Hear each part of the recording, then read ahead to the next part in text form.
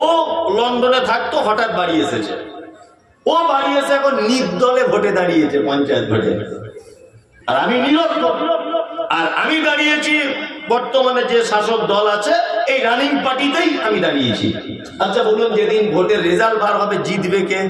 সত্যিটা বলেন। আমি জিতবো, কারণ আমি এখন লেভেল পার্টিতে দাঁড়িয়েছি, তাই না? এবারে ও হেরে গেল, ও কিন্তু বিশাল এলাকায় 1 নম্বর স্বীকৃত নিয়ে এখন আমি হলাম এমএলএ। ধরে না আমি এমএলএ, আমি এখন পার্লামেন্টে গেছি, কিরকম করে বসে আছি নিয়ে পার্লামেন্টে আলোচনা হচ্ছে কি হবে, যে ছক্করনগর মাদ্রাসাটা ভেঙে দিতে হবে। ভালো করে বুঝবেন। তা ইংলিশে লেখা, আমি তো লেখাপড়া জানি না, টাকা পয়সা ছিল, পার্টির ক্ষমতা ছিল, জিতেছি, লেখাপড়া জানি না।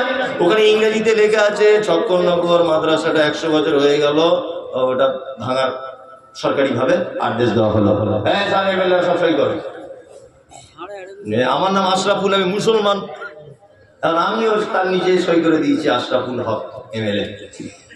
এইটা এখন সোশ্যাল মিডিয়াতে ভাইরাল হয়ে গেছে যে মমতাজুল আশরাফুল ইসলাম এমএলএ, ওরও সই করা আছে, মাদ্রাসা ভাঙতে হবে।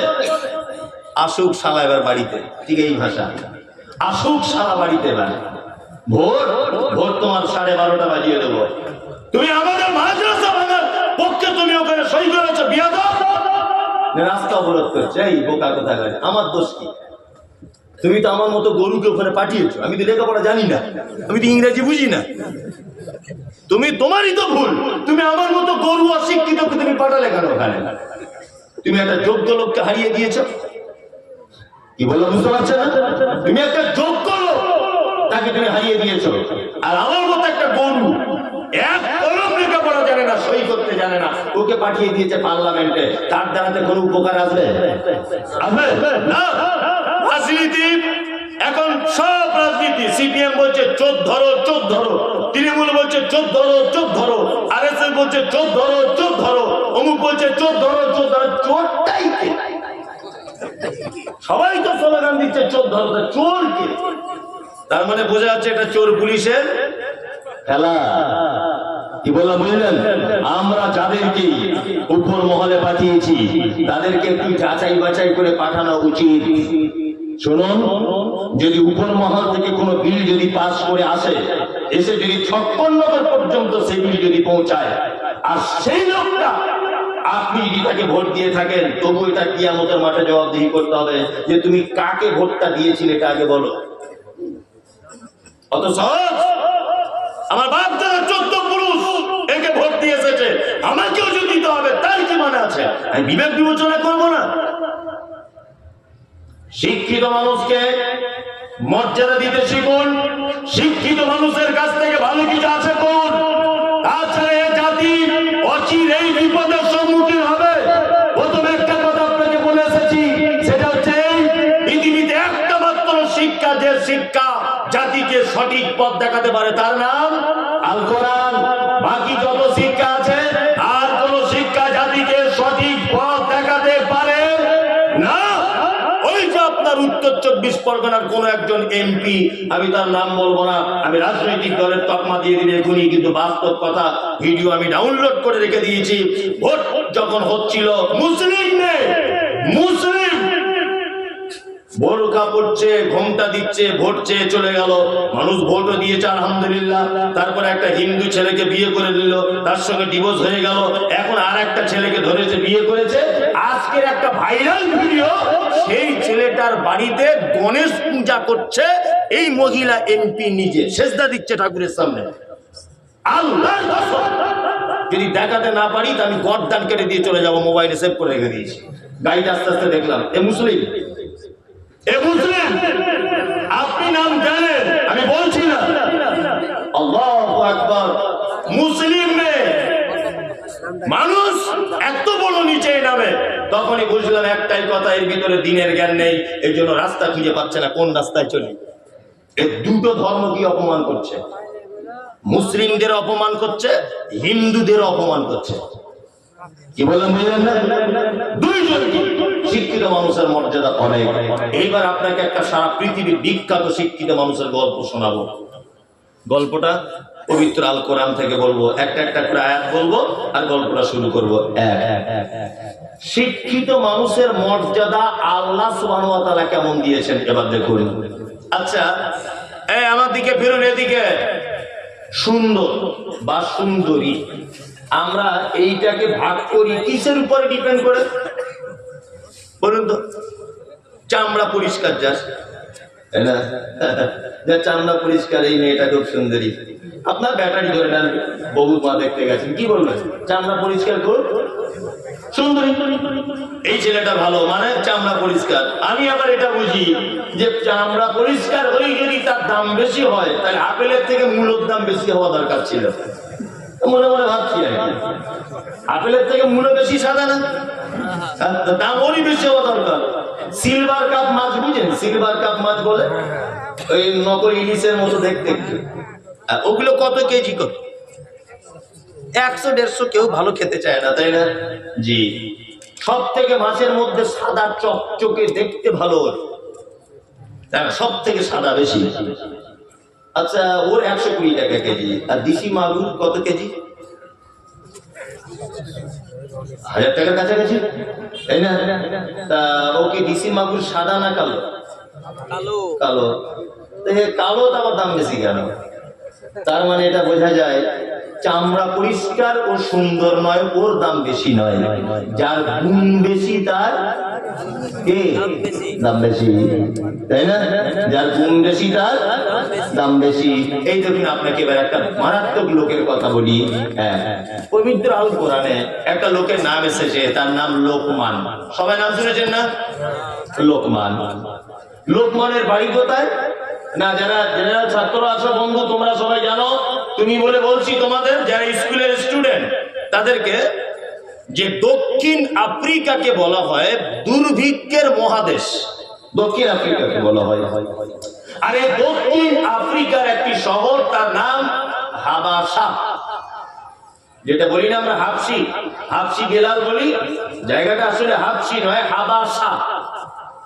আর এই হাবাসার বর্তমান নাম হচ্ছে ইথিওপিয়া। এই ইথিওপিয়া একটা প্রত্যন্ত গ্রাম্য এলাকায় জন্মগ্রহণ করেছিলেন একটি লোক, তার নাম লোকমান। কি নাম? লোকমান। তাফসীর ইবনে কাসিরে বলা হচ্ছে লোকটা দেখতে কেমন ছিল? ঠোঁটগুলো ছিল মোটা, মাটির দিকে ঝোলা, আর কালো কুচকুচ কুচকুচ কুচকুচে লোক, রাতের আন্ধারে দেখতে পাওয়া যাবে না। চুলগুলো পাখির বাসার মতো কালো, আপনার ঝাপটা বাঁধানো মতো, আর চওড়াই ছিল খুব। লোকমান তার নাম। আচ্ছা বলুন, লোকমান দেখতে খারাপ, ঠোঁট মোটা, এবং তিনি ছোটতে ফার্নিচারের কাজ করতেন, এবং তিনি মেষ পালন করতেন, বকরি চড়াতেন, এবং তিনি অন্য লোকের অধীনে কাজবাজ করতেন। একটা লোক চাকর বলা যেতে পারে একজন। এই লোকটার জ্ঞানকে আল্লাহ তাআলা এত প্রাধান্য দিলেন যে এর জ্ঞান তো প্রাধান্য যা দিলেন, এর নামে একটা সূরা অবতীর্ণ করে দিলেন। কি বললাম বুঝলেন? এর নামে সূরা অবতীর্ণ করে দিলেন। আল্লাহ সুবহানাহু ওয়া তাআলা লোকমান হাকিমকে রাখাল থেকে টেনে এনে আনলেন কোথায়? কোরআন মাজিদে। লোকমান হাকিমের জ্ঞান কেমন, এই দেখুন আপনাকে দেখাই। লোকমান হাকিম একদিন মেষ পালনকারী হিসাবে জঙ্গলের দিক ওদিকে, মানে বকরি টকরি চড়িয়ে বাড়ি এসে বসে আছেন লোকমান হাকিম। তার একটা লোক এসে তার মালিককে বলছে, মালিক, তোমাদের লোকমান হাকিমের খবর জানো? তোমাদের লোকমান হাকিম শুধু বকরি চড়ায় না, ও লোকজনকে নিয়ে মসজিদের ভিতরে বসে, ফাঁকা জায়গাতে বসে দিনের কথা আলোচনা করে, ওর ভিতরে অনেক জ্ঞান। তখন মালিক বলছে লোকমানকে একটু পরীক্ষা করা যাক। লোকমানকে একদিন মালিক হঠাৎ করে বলছে, লোকমান, আজকে বাড়িতে কি রান্না হয়েছে? বলছে বকরির গোশত। তখন বলছে লোকমান, এক কাজ করো তো, বকরির গোশতের সব থেকে উৎকৃষ্ট দুটো অঙ্গ আমাকে এনে দাও, আমি খাবো।